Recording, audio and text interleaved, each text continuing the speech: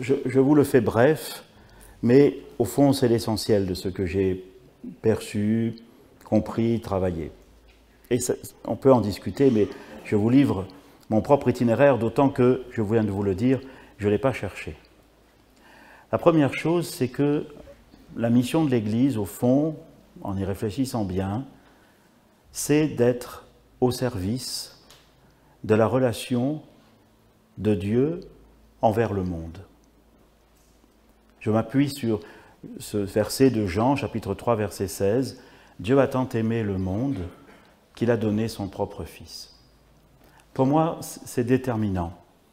Ce n'est pas Dieu a tant aimé l'Église qui s'est arrangé pour ceci ou pour cela.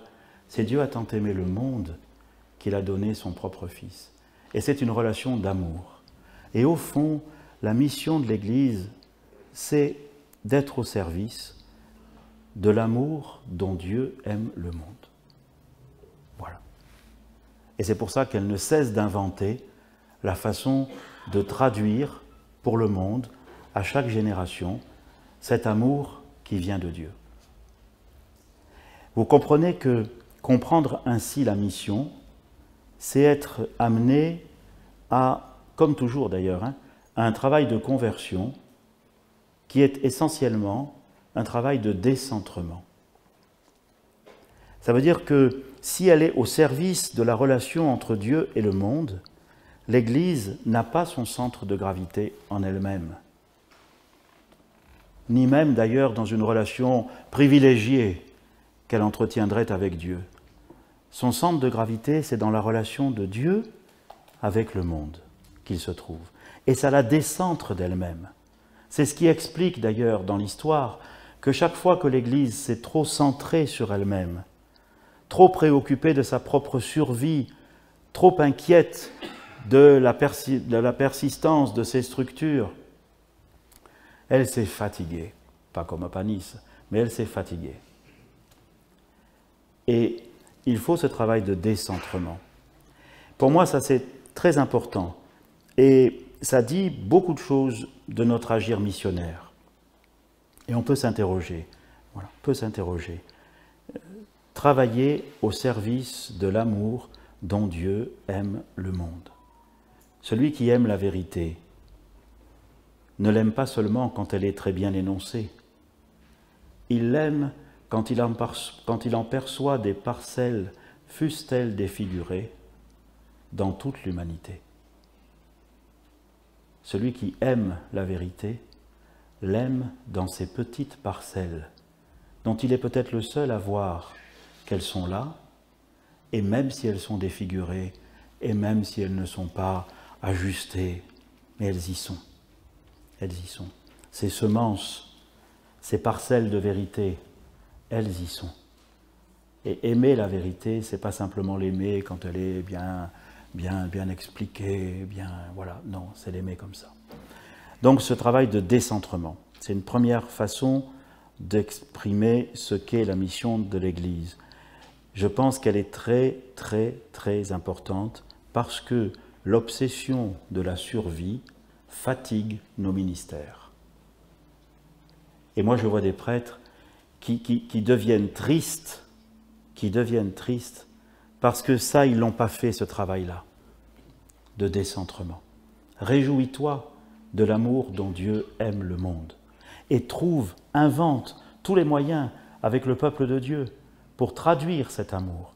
Un exemple, j'ai inauguré il y a 3 semaines à Marseille une première maison, il y en aurait une qui était en cours de préparation dans les Yvelines, ça s'appelle la maison des plus petits. C'est une dame, Violaine, qui a compris, parce que c'était son métier, qui avait un angle mort pour des enfants de 0 à 6 ans qui sont à la fois placés parce que l'ASE a fait en sorte qu'ils ont besoin de ne plus être dans leur famille, parce que la famille est dangereuse pour eux, pour diverses raisons, et d'autre part, qui sont gravement malades ou porteurs de handicap. Et pour ceux-là, qui sont dans 2 logiques, il n'y a rien qui est prévu. Ils passent leurs 6 premières années, la plupart du temps, à l'hôpital. Et elle me disait même, qu'on dit aux infirmières de ne pas les prendre dans les bras, de peur qu'ils s'habituent à une tendresse qu'ils n'auront pas. C'est fou. Alors elle a dit, elle a remué ciel et terre pendant 4 ans pour arriver à créer une petite maison. On l'a fait à Marseille, là, donc je l'ai inaugurée il y a 3 semaines. Nous avions cette maison qui est un ancien presbytère et on a fait là 7 chambres. On ne peut pas faire plus. Et ça commence. Vous voyez, ça c'est inventer la façon de traduire l'amour dont Dieu aime le monde. Et il y en a 1000, et vous en avez vous autres plein, et on pourrait les partager. C'est la première chose sur la mission. La deuxième chose, tu veux comprendre ce qu'est la mission de l'Église. 1, elle est un service de la relation de Dieu avec le monde. 2, elle est l'apprentissage d'une coopération. Parce que vivre la mission, c'est coopérer avec l'Esprit Saint. C'est lui le premier responsable de la mission. Et nous le savons d'expérience, nous nous essoufflons chaque fois que nous voudrions souffler à sa place. Donc, laisse l'Esprit Saint, mais apprends à coopérer avec lui. C'est très important parce que dans notre histoire théologique et même pastorale, c'est sans doute pas pour rien dans l'émergence des mouvements charismatiques, nous avions trop négligé l'Esprit Saint. Mais l'Esprit Saint, ce n'est pas simplement le louer, c'est apprendre à coopérer avec lui. Ça veut dire que c'est l'Esprit Saint qui prépare le terrain. On parlait tout à l'heure de conversion, mais la conversion de quelqu'un, elle n'est pas possible sans le travail long, lointain, qui remonte à loin de l'Esprit Saint. Saint Jean-Paul II, vous vous rappelez, quand il arrivait quelque part, commençait par embrasser la terre, comme pour signifier que l'Esprit Saint a déjà soufflé sur cette terre bien avant que les pas des premiers missionnaires n'en aient foulé le sol. Ça veut dire, toi qui arrives là tout pimpant pour faire ta mission, oh, réfléchis, avant toi il y avait l'Esprit Saint, et c'est lui qui a préparé, le cœur de ceux auxquels tu vas t'adresser. Regardez Acte 10, avec Corneille, il fallait que Pierre se laisse aussi lui-même préparer le cœur. Et il fallait que Corneille aussi, l'Esprit Saint ait travaillé, pour qu'à un moment, la rencontre soit féconde. Ça veut dire aussi que l'Esprit Saint, c'est pour ça que l'Esprit Saint a besoin d'une église, et d'une église de témoins, et d'une église missionnaire, c'est-à-dire une église qui ne se contente pas de se réjouir de ceux qu'elle accueille le dimanche à la messe, mais qui va chercher les corneilles que l'Esprit Saint est en train de travailler. Et il faut des pierres pour parler aux corneilles. Enfin, vous avez compris, vous ne sortez pas la phrase du contexte. Mais il faut des pierres, il faut des apôtres, mais qui coopèrent avec l'Esprit Saint. Et dans notre ministère, il y a quelque chose qui est merveilleux, c'est que nous, le soir en rentrant, bien sûr, nous avons les gens que nous avons vus, que nous connaissons, etc., etc. Mais il y a tous ceux pour lesquels le Seigneur nous attend demain. Et dans notre prière du soir, nous pouvons lui demander que demain, nous ne manquions pas le rendez-vous avec les corneilles de demain. Que ceux que l'Esprit a travaillés, que nous ne manquions pas ce rendez-vous. Ça veut dire, dans ton agenda, garde de l'improviste. Si tout est rempli, comment veux-tu que l'Esprit Saint puisse compter sur toi? Je vous le dis, et je me le dis. Et je me le dis. Surtout maintenant. Mais il faut garder ça. Et vous voyez, si on va encore un peu plus loin, ça veut dire que rien dans l'histoire de celui que vous allez, ou celle que vous allez rencontrer demain, rien n'est à rejeter a priori. Parce que c'est par là que l'Esprit Saint la rejoint. C'est par sa vie, c'est par sa culture, voire par sa religion. Pour vous en convaincre, relisez Redemptoris Missio, numéro 28, du 7 décembre 1990. Je cite, c'est Jean-Paul II, je cite, « L'Esprit Saint est présent et agissant, non seulement dans les personnes, mais aussi dans l'histoire, dans les sociétés, dans les cultures et dans les religions. » Fin de citation. Toi, ne dis pas « Oh là là, son passé, il vaut rien ». Et non, l'Esprit Saint est allé le chercher là. Même si c'était pour lui faire découvrir le Christ. Mais ne l'entraîne pas à négliger son passé. Et pire, à le mépriser. Apprends-lui que le Christ apporte toute nouveauté en s'apportant lui-même, mais que cette nouveauté a été préparée par le travail de l'Esprit. Si je vais encore un tout petit peu plus loin, Apocalypse, je me tiens à la porte et je frappe. Si tu m'ouvres ton cœur, je ferai chez toi ma demeure. Dans la rencontre dans laquelle est possible une conversion, tout se passe comme si c'est l'Esprit Saint qui, de l'intérieur, avait travaillé la serrure pour qu'elle s'ajuste à la clé. Mais c'est l'apôtre qui porte la clé. Voyez, cette profondeur dans cette rencontre, c'est toi qui permets à la serrure de s'ouvrir parce que tu as la clé. Mais c'est l'Esprit Saint qui a travaillé de l'intérieur la serrure pour qu'elle s'ajuste à la clé. Moi, je me suis dit, peut-être c'est pour ça que Saint-Pierre, il est toujours avec les clés. Mais c'est ça. La mission, c'est ça. Coopérer avec l'Esprit Saint. Et du coup aussi, ça te libère. Qu'est-ce que tu veux? Ça te libère. Des fois, on croirait qu'il faut aller vite là parce que cette personne, elle n'est pas loin là pour le catéchuménat, et puis ça traîne. Mais laisse faire l'Esprit. Parfois, tu comprends, toi, dans ta prière, que l'Esprit a besoin que tu donnes le petit signal qui va aider cette personne à franchir la marche. Et en parlant de marche, vous le savez, dans notre ministère, on passe notre temps à ajuster, pas seulement les clés et la serrure, mais à ajuster les marches pour que chacun puisse monter. Combien de fois on fait ça? De diminuer la hauteur des marches pour que on puisse les gravir. Combien de fois on fait ça? Et c'est tellement beau dans notre ministère que de faire ça. C'est pour ça, qu'est-ce que vous voulez? On n'est pas des douaniers de l'au-delà. On n'est pas des gens qui mettent le visa pour ou contre le salut. D'ailleurs, ce n'est pas nous qui sauvons, c'est Dieu. Mais on est des gens qui aménagent l'escalier, qui s'occupent des serrures. On est des jardiniers qui vont chercher les petites fleurs, pas simplement les beaux parterres des jardins français, mais les petites fleurs des caniveaux, celles qui poussent sans que personne ne y ait mise, mais qu'il faut arroser, parce qu'elle vient du bon Dieu. La mission, c'est le service, un service de l'amour dont Dieu aime le monde, et ça nous décentre. La mission, c'est un apprentissage, l'apprentissage d'une coopération avec l'Esprit Saint. Et ça nous transforme aussi, parce que l'Esprit Saint, un jour, c'est avec toi qu'il a fait ça. L'Esprit Saint, un jour, c'est ta serrure qu'il a adoptée.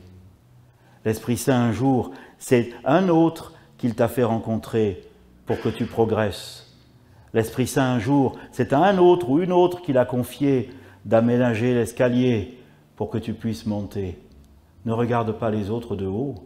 Ce que tu fais pour eux en coopérant l'Esprit, tu reconnais que c'est ce que le Seigneur a fait pour toi, par son Esprit. Et ça aussi, ça nous fait du bien. Nous aussi, nous sommes destinataires de ce que nous voudrions annoncer. Et nous restons destinataires. Il n'y a rien de pire, dans une rencontre pour laquelle on met tout notre cœur parce qu'on sent qu'il y a une conversion qui est à la clé. Il n'y a rien de pire que de ne pas montrer que nous-mêmes sommes encore en travail de conversion. Que pour marcher, pour avancer, pour être effective, la conversion de l'autre et la mienne vont de pair. Si vous allez vers l'autre comme quelqu'un qui, lui, n'a pas besoin de se convertir parce que ça fait tellement longtemps qu'il est converti, si vous allez vers l'autre en lui donnant l'évangile comme si pour vous, ça n'était pas encore cet évangile qui était source de conversion, pour vous, alors comment voulez-vous que ça marche? Si vous enlevez ça, c'est de la propagande. Et si c'est de la propagande, ça n'est plus de la mission. Il faut que nous restions bien destinataires, nous-mêmes, de ce que nous avons, non pas la prétention, mais la mission d'annoncer. Donc, un service. 2, l'apprentissage d'une coopération. Et 3, la mission, pour la définir, c'est un accompagnement. Un accompagnement. J'ai été très marqué, ça a été décisif pour moi dans toutes ces années, par un petit texte qui se trouve aux pages 186 et 187 d'un livre de Joseph Ratzinger, publié en 1967, qui s'appelle « Le nouveau peuple de Dieu ». Les 2 derniers chapitres, je vous les recommande, portent sur la mission. Et le passage que je voulais vous donner dit ceci, je cite à peu près parce que je raccourcis. Il dit « La mission consiste à accompagner la marche de Dieu vers les peuples du monde. » Celui-là, je vais vous le donner en entier parce que ça vaut la peine. On a été mis de côté ce matin, le voilà. Il parle de... Voilà, regardez, vous allez voir, c'est merveilleux. Quand on comprend ça, me semble-t-il, on progresse. Je cite, « Ce message en route vers les peuples, nous l'appelons Église. » Oh, voyez, quelle belle définition. Ce message en route vers les peuples, nous l'appelons Église. De ce rejet du message qui le rendit sans patrie et le força à être en route, naquit la mission qui coïncide ainsi en un sens très profond avec l'Église elle-même. Voyez, du rejet du message qui le rendit sans patrie et le força à être en route. Oh, c'est merveilleux pour nous, parce que nous, le rejet, on le connaît, on en fait les frais, on sait ce que ça veut dire, et parfois on se le prend comme si c'était pour nous. Mais t'inquiète pas, du rejet du message, depuis le début, c'est pas toi qui vas faire en sorte qu'il n'y ait plus de rejet, d'ailleurs sinon ça n'irait pas. De ce rejet du message qui le rendit sans patrie, et le força à être en route, naquit la mission. La mission naquit comme la nouvelle figure de la promesse. Ça aussi, la mission de l'Église, il nous faut la comprendre sur l'horizon de la promesse. La promesse faite à Abraham. Un jour viendra où en toi seront bénies toutes les nations de la terre. Un jour viendra où toutes les nations convergeront vers Jérusalem. Je continue, Ratzinger. La mission naquit comme la nouvelle figure de la promesse. La mission n'existe pas malgré la promesse, mais à cause de la promesse, comme son expression désarmée. Elle devrait se laisser pénétrer profondément par ce facteur de promesse qui ne supprime pas le commandement, mais délivre de toute crainte. Ça, si vous pouvez, méditez-le. La mission et la promesse. Ça nous redit quelque chose de très important, c'est que la foi chrétienne est greffée sur la foi juive. C'est que nos Bibles sont des reliures avec le Premier et le Nouveau Testament.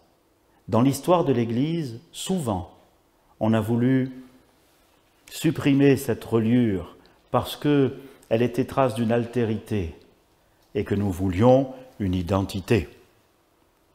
Et pourtant, c'est le mystère de notre foi que nous ne puissions décliner notre identité sans faire référence à une altérité qui lui est constitutive. Ça a commencé très tôt. Rappelez-vous, Marcion a été condamné en 144. Et c'était Marcion qui disait, mais maintenant qu'on est chrétien, pas besoin de ces trucs juifs, il n'y a pas besoin, et même dans les écritures du Nouveau Testament, on peut faire du tri. Condamné en 144. Mais le virus du marcionisme n'a cessé de hanter l'Église, est revenu toujours, chaque fois qu'on avait besoin, pour je ne sais quelle raison, de ne pas accepter qu'une altérité ne soit constitutive de notre identité. C'est sur l'olivier de la foi juive, comme dit saint Paul, qu'a grandi la foi chrétienne. Et voyez bien, l'un des principaux relais du marcionisme, au moment où le virus s'est réveillé, c'est en Allemagne au début du XXe siècle, en particulier avec le travail de Adolphe, pas celui auquel vous pensez, mais enfin c'était un grand théologien protestant, Adolphe von Harnack. Enfin, voilà, c'est comme ça qu'ils s'appelaient, peu cher, le pauvre, c'est pas ma faute.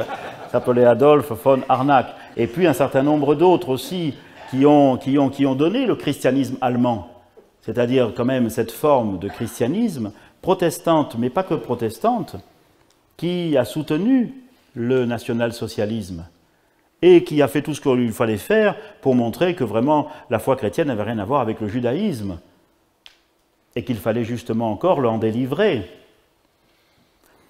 Aujourd'hui, vous savez, ce ne sont pas des choses faciles à faire comprendre, hein, mais c'est très important. Si on perd cette dimension d'altérité que représente chez nous la foi juive, et on perd beaucoup. Scrutant son propre mystère, comme dit le Concile, Nostra Aetate numéro 4, l'Église comprend et s'interroge sur les liens qui l'unissent avec le peuple juif. Ça, c'est très important. Et alors du coup, le peuple juif est le dépositaire de la promesse. Et les dons de Dieu sont sans repentance. Ça veut dire que toi, chrétien, tu n'es pas le seul acteur de la réalisation de la promesse. Mais il y a une différence. Le peuple juif est chargé de croire en la promesse. Abraham, le Dieu de nos pères, etc., etc. Croire qu'un jour viendra où toutes les nations convergeront vers Jérusalem, où toutes les nations seront bénies en Abraham. Et voilà la marche des nations vers Jérusalem. Au peuple juif, il est demandé de croire en la promesse et de vivre dans le concret de sa vie les exigences de cette foi. Voilà pourquoi les 613 préceptes. Et voilà pourquoi nous devons avoir beaucoup de respect dans la contribution du peuple juif à la réalisation de l'œuvre du salut, à cause de la promesse. Mais aux chrétiens, à cette foi en la promesse, est ajouté le commandement de la mission, ce qui n'est pas le cas pour le peuple juif. Allez de toutes les nations, faites des disciples. Mais vous voyez, il faut comprendre le commandement de la mission sur l'horizon de la promesse. Et ce texte de Ratzinger, je vous fais grâce des pages précédentes, mais en espérant quand même vous avoir mis l'eau à la bouche pour aller les lire, vous verrez que, justement, il conjugue la marche des peuples vers Jérusalem, c'est la part des Juifs dans l'œuvre du salut, cette espérance, et l'accompagnement de la marche de Dieu vers les peuples du monde. Voilà la mission de l'Église, qui ne boucle pas tout ce qu'est la mission, mais elle est précise, accompagner la marche de Dieu vers les peuples du monde. Je finis le paragraphe. La marche de Dieu vers les peuples qui s'accomplit dans la mission ne supprime pas la promesse de la marche des peuples vers le salut de Dieu, cette marche étant la grande lumière qui brille à nos yeux en venant de l'Ancien Testament. Elle ne fait que la confirmer. Car le salut du monde se trouve dans la main de Dieu. Il vient de la promesse et non de la loi. À nous, et c'est la dernière phrase du livre, à nous, il nous reste le devoir de nous placer avec humilité au service de la promesse, sans vouloir être plus que des serviteurs inutiles qui ne font rien que ce qu'ils doivent. Voilà, texte merveilleux.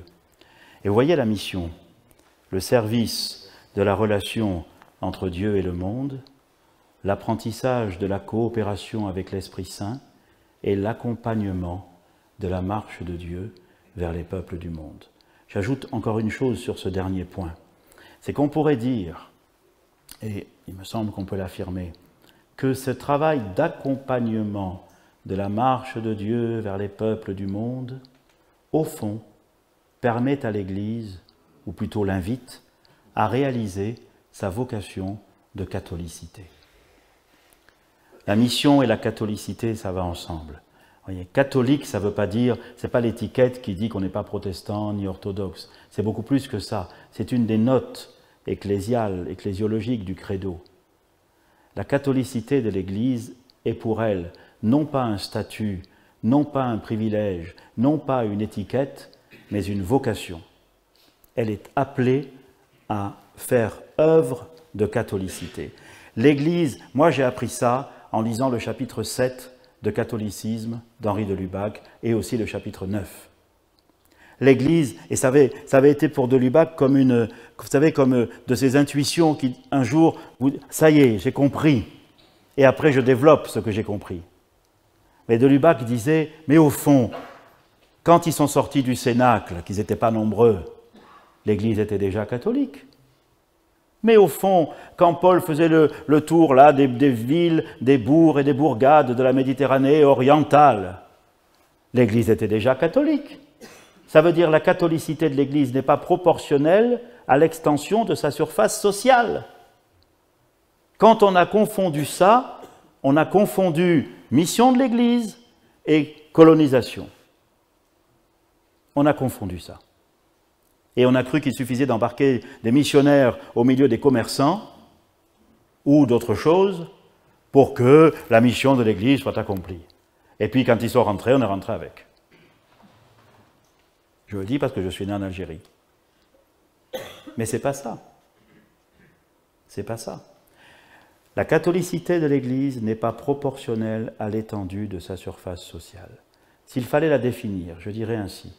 La catholicité de l'Église, plutôt que l'extension de sa surface, c'est plutôt la conscience d'avoir reçu la charge, non pas à cause de ses mérites, mais par pure grâce, d'avoir reçu la charge d'être associé au salut du genre humain tout entier. Voilà. C'est ça sa conscience de catholicité. C'est qu'aucun humain n'est étranger à l'acte du salut. Et c'est pour ça qu'elle peut aller partout, même si elle est sans patrie. Elle s'en fout. Tout est à elle et elle est au Christ. Tout.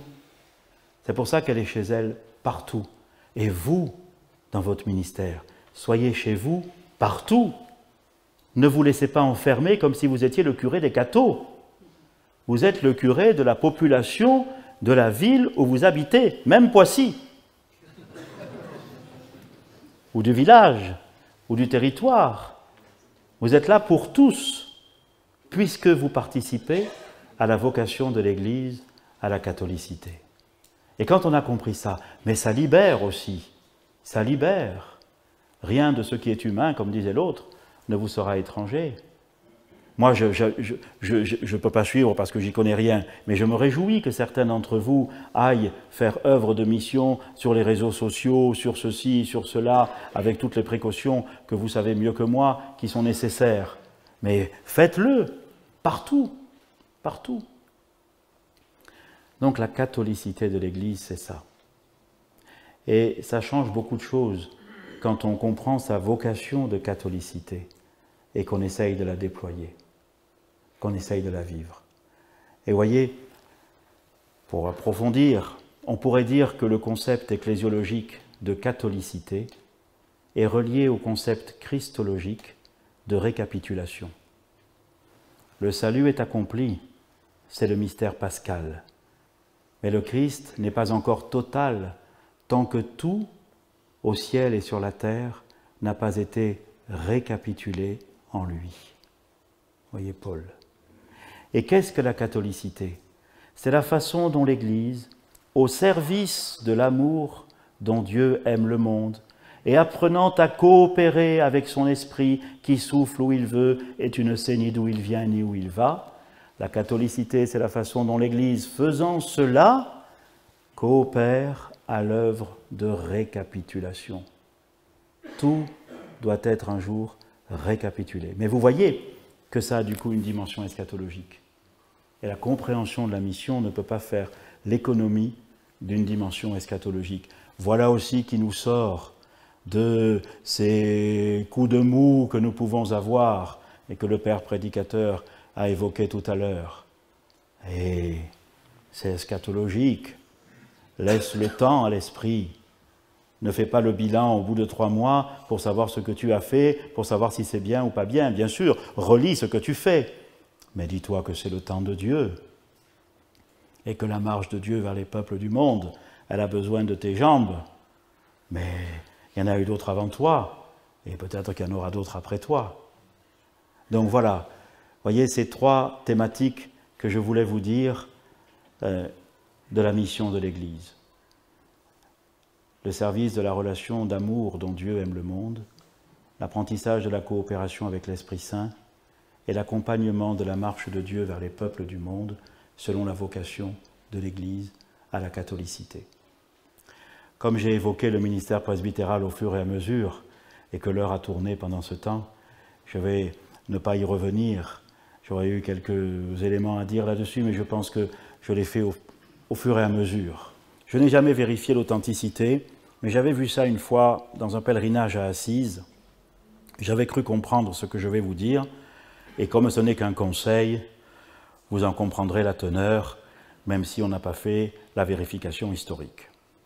C'est que François, invité par Claire pour visiter son petit monastère, elle lui montre le jardin, et les tomates, et puis un peu les arbres fruitiers, et tout ça. Et François lui dit, ben c'est bien, c'est bien. Mais il dit à Claire, je vais te donner un conseil. Ne cultive pas tout ton jardin. Laisse un endroit où toi tu ne cultives pas. Et laisse le Seigneur faire pousser des fleurs et ce qu'il voudra. Ça veut dire, ne cultive pas tout ton jardin, sinon, comment pourrais-tu te réjouir de tout ce que le Seigneur fait pousser sans toi? C'est un bon conseil pour la vie apostolique. Ne cultive pas tout ton champ, comme si tu voulais en avoir toute la maîtrise, comme si du coup tu te vanteras de ceux qui poussent bien et tu te désoleras de ceux qui poussent mal. Ne cultive pas tout ton champ. Réjouis-toi, réjouis-toi de tout ce que le Seigneur fait pousser sans toi. J'ajoute là-dessus, réjouis-toi du ministère de ton frère prêtre, qui ne fait pas comme toi. Réjouis-toi.